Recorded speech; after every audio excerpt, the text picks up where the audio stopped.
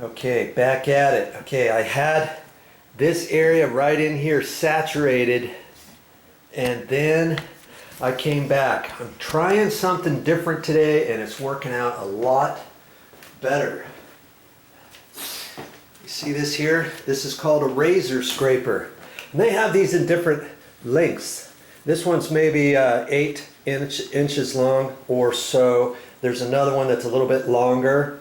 And then there's one that's a stand-up one with like a 10-inch long blade, and you can telescope it, unscrew it, and lengthen it to however you want. But for this floor, I need to get right down on it.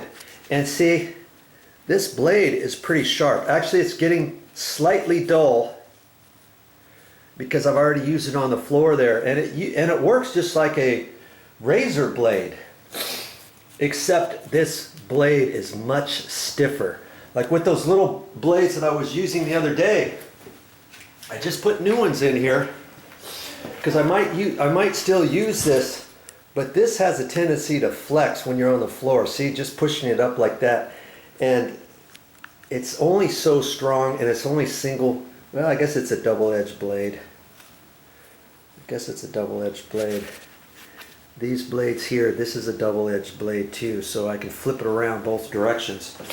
And I tried, let's just get down there and show you how it works, shall we? Now I'm going to do a row here, and I only got it saturated from about here, that direction. But you'll notice that I actually did this section over here. Let's see here.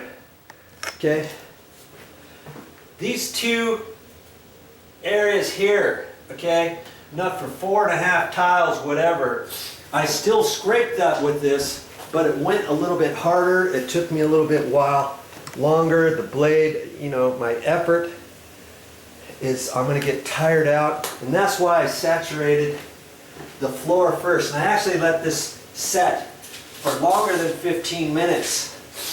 And see, this stuff is so thick, that's why I've got to get that top layer down. That's why the metal brush just wasn't working trying to get all this off. Can you imagine trying to get all that off? Because what happens is when they put this tile on, they've got a little trowel with little teeth on there. And then, because you can see the little lines in here, that's how they get this nice and even and flat with the little teeth, and that gives it some grooves and all that. So that's why it's so thick here. So my reasoning here is, okay, if I get the top layer off like that, then I can take some more spray. And I haven't done this yet, and I might as well get some spray on here. I'm going to take my glove off because this leaks. And the last thing you want to do is when you're using your gloves, you want to try to keep your hands dry. And yesterday my hands got really super wet. Okay, I'm just going to leave this on here now, like that, and that's going to soften that up a little bit more. Okay, I might as well do the entire area back here.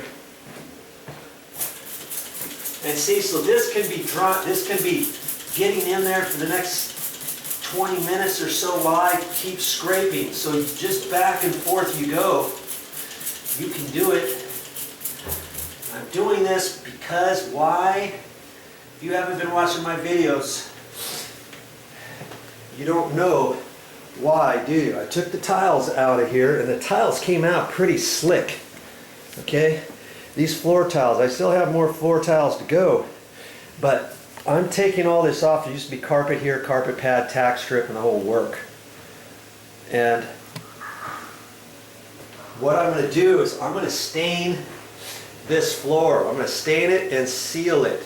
A lot of houses are doing that nowadays, and this is an older house, and it's going to look really good, I think. So keep watching my videos and see how it's done.